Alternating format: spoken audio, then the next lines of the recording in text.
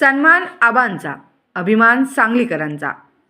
माजी मंत्री आमदार डॉक्टर सुरेश भाऊ खाडे यांचे मोठे बंधू आणि ख्यातनाम उद्योजक माननीय अशोक आबा खाडे यांना राष्ट्रपतींच्या हस्ते पद्मश्री पुरस्कार मिळाल्याबद्दल संपूर्ण सांगली जिल्ह्याचा गौरव झाला आहे।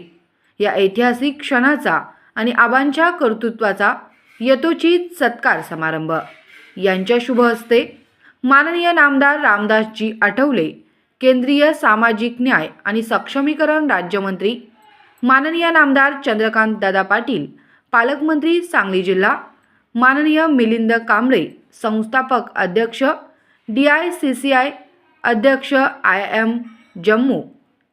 हा कार्यक्रम शनिवार दिनांक 4 जुलै 2026 रोजी सायंकाळी 4 वाजता, स्थळ बालगंधर्व नाट्यमंदिर, मिरज।